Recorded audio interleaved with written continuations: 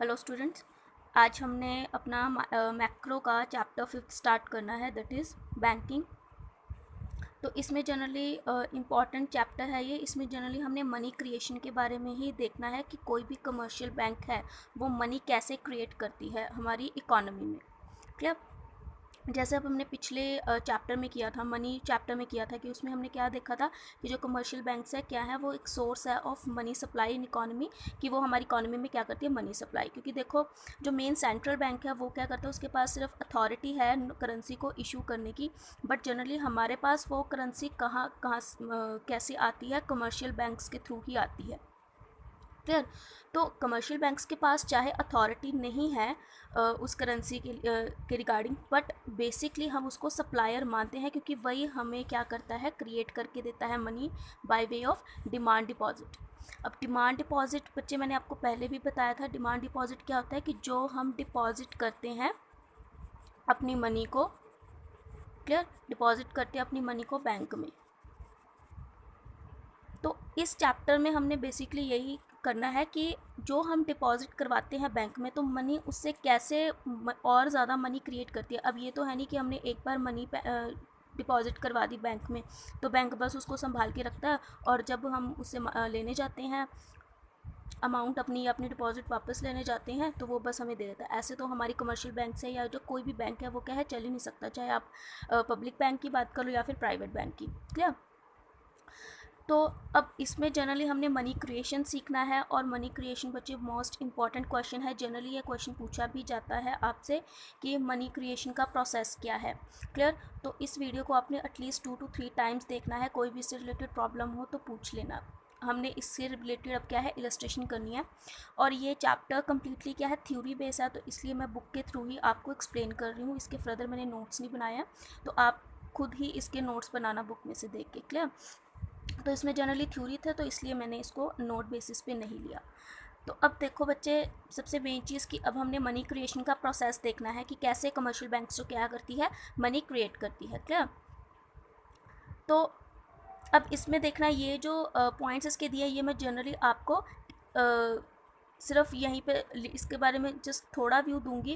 क्यों? क्योंकि अगर मैं इसको यहाँ पे एक्सप्लेन करूँगी तो आपको क्लैरिटी नहीं होगी। इसकी फर्दर अब हमने क्या है, नेक्स्ट पेज पे इलस्ट्रेशन करनी है, जिससे आपको ये सारे के सारे पॉइंट्स ऑटोमेटिकली क्लियर हो जाएंगे। बट इसमें थोड़ा सा इसके बारे में बता देती हूँ कि जो बैंक रिसीव करते हैं cash deposits from the people, these are called primary deposit. Means कि जो कैश हम डिपॉजिट करवाते हैं बैंक में जाके, वो प्राइमरी डिपॉजिट बच्चे आपका कोई भी हो सकता है। चाहे आप करंट अकाउंट ओपन करवाओ किसी बैंक में, चाहे आप सेविंग अकाउंट करवाओ, क्लियर, चाहे आप एफडी करवाओ या कोई भी टाइम डिपॉजिट्स करवाओ, मतलब चाहे आप रेकरिंग डिपॉजिट करवाओ। क्लियर? रेकरिंग डिपॉजिट, तो ये सब क्या है, ये प्राइमरी डिपॉजिट है। प्राइमरी डिपॉजिट मतलब जब एक पीपल, मतलब हम कस्टमर खुद जाकर अपनी मनी को क्या करता है, डिपॉजिट करवाता है बैंक में, that is your primary deposit. Clear?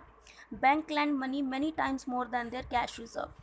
इसका लाइन का क्या मतलब हुआ, बैंक लैंड मनी, कि बैंक जितना उसके पास कैश रिजर्व पड़ा है उससे ज़्यादा वो क्या कर सकता है, लैंड कर सकता है लोगों को पैसा। अभी आपको ये सिचुएशन यहाँ समझ नहीं आएगी, ये आपको जब हम क्या करेंगे, इसका प्रैक्टिकल करेंगे, इलस्ट्रेशन करेंगे, तब क्लियरली समझ आएगी। Clear? Money is lent by the commercial bank not in the form of cash but in the form of credit entry in the account of borrowers. These credit entries are known as secondary deposit. अब देखो, ये चीज़ आपको generally पता होगी कि commercial, जब कोई भी पर्सन है लोन लेने जाता है बैंक में, तो बैंक क्या है, उसको इन कैश नहीं दे देता सारा लोन।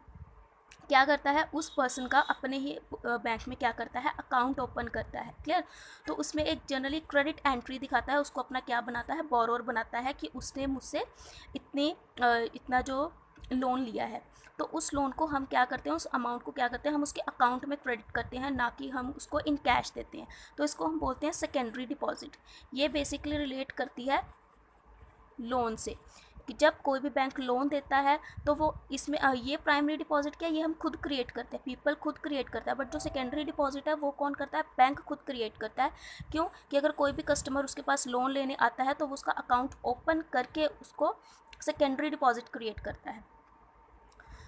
नेक्स्ट क्या है, the borrowers can issue cheques against credit in their accounts, the cheque circulate in the economy as a money. Basically ना, ये आपकी एक अजम्पशन भी चलती है इसको हम अज्यूम करके चलते हैं कि हमारे यहाँ जितनी भी इकोनॉमी में ट्रांजैक्शंस होती हैं वो बैंकिंग ट्रांजैक्शंस होती हैं, मींस कि वो चेक के थ्रू होती है। ये हम मान के चलते हैं कि अजम्पशन है कि बोरोवर्स को, अगर हम बोरोवर क्या है को हम क्या इसमें क्या लिखा है, the borrowers can issue cheque against credit in their accounts, कि अगर अकाउंट से अपने उसने पैसे निकालना है वो क्या है, चेक देगा बैंक को। क्लियर। या फिर क्या कर सकता है कि अगर उसने फर्दर कोई ट्रांजैक्शन करनी है उस पैसे से तो वो किसके थ्रू कर रहा है, चेक के थ्रू कर रहा है। तो चेक जनरली किस में इन कैश होता है, चेक जनरली कैसे सर्कुलेट होता है इकोनॉमी में, एज अ मनी ही सर्कुलेट होता है। क्लियर। उसको हम एज अ मनी मानते हैं, बट जनरली वो कैश, वो चेक क्या है, वो चेक हमें क्या शो कर रहा है कि इस अकाउंट में इतना पैसा पड़ा है। क्लियर। अगर ए पर्सन है, बी को चेक दे रहा है, क्लियर, उसने क्या दिया, मनी तो नहीं दिया, सिर्फ चेक दिया, बट अभी भी वो पैसा कहाँ पे है, ए के अकाउंट में। जब उसने चेक दिया बी को तो वो पैसा कहाँ चला गया, बी के अकाउंट, मतलब ये अकाउंट टू अकाउंट ट्रांजैक्शन हो रही है, इसमें मनी अभी रिलेट नहीं कर रही है, but check as a economy में एज अ मनी ही रिलेट करता है। तो हम क्या है, वो चेक को हमारी इकोनॉमी में एज अ मनी कंसिडर करते हैं। क्लियर। तो अब देखो यहाँ पर सिर्फ अकाउंट्स में ही पैसा ट्रांसफ़र हो रहा है, तो वही चीज़ होगी, ये क्या एक क्रिएट कर रहा है, एक डिपॉजिट ही क्रिएट कर रहा है। पहले ए के अकाउंट में पैसा था, अब किसके अकाउंट में पैसा, बी के अकाउंट में पैसा है। इट मीन्स अब बी के अकाउंट में वो एज अ डिपॉजिट शो हो रहा है। क्लियर। यही चीज़ होती है आपकी डिपॉजिट।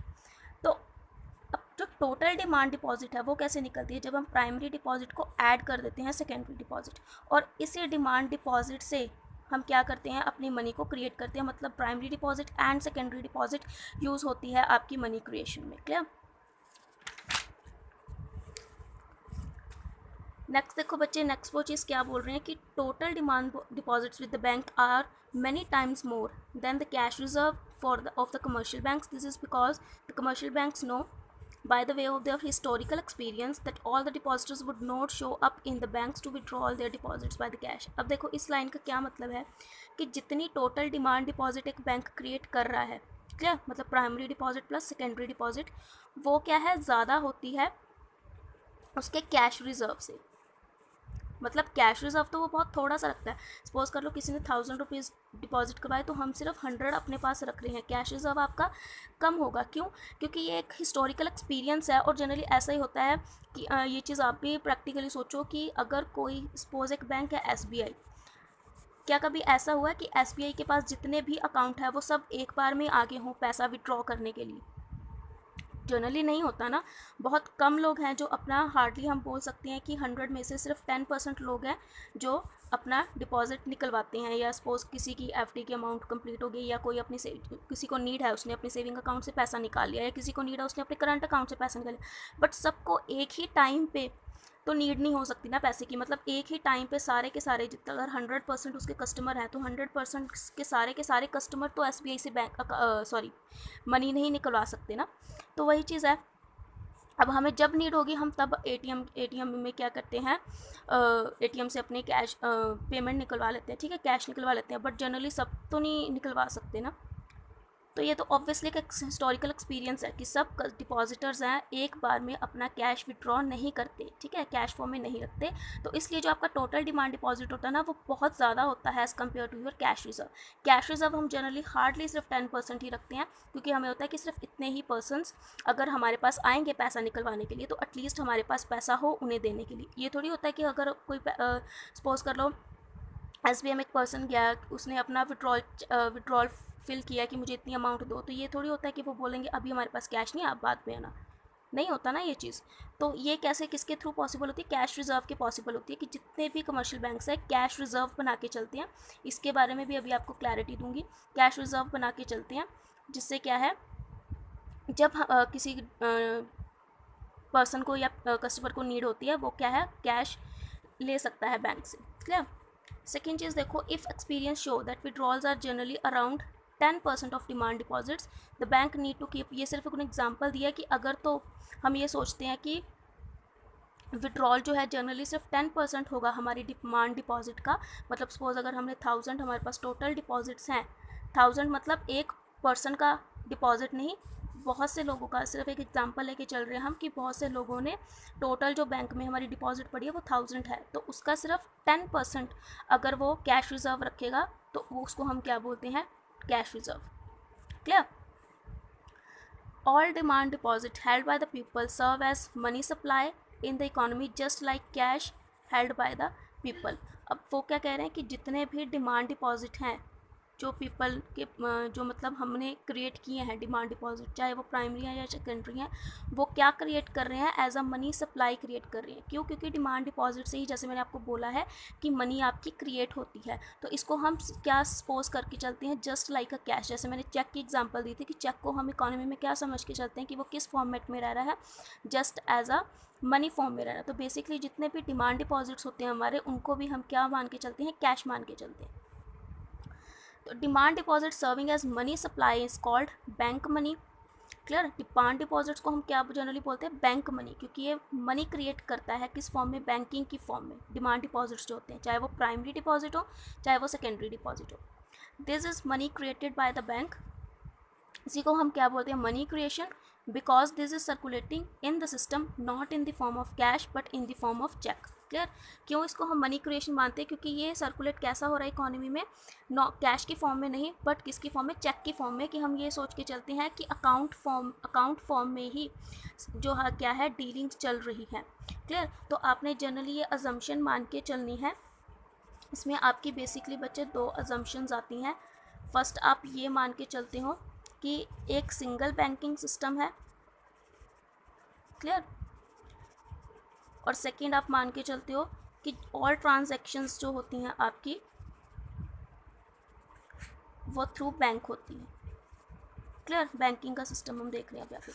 अब देखो, अब ये जो इलस्ट्रेशन करनी है ये ध्यान से समझना। इस इलस्ट्रेशन बेस पर ही आपको क्लैरिटी हो जाएगी कम्प्लीटली इस चैप्टर के बारे में कि ये चैप्टर है क्या। क्लियर? मेनली इसमें ये ही ज़्यादा इम्पॉर्टेंट है और जनरली आपको ये इसके रिलेटेड क्वेश्चन आता है, आपको इसी को फॉर्म करना पड़ेगा। सिर्फ ये प्रोसेस लिखकर आप मार्क्स नहीं गेन कर सकते, आपको ये कंप्लीट प्रोसीजर क्रिएट करके दिखाना पड़ेगा।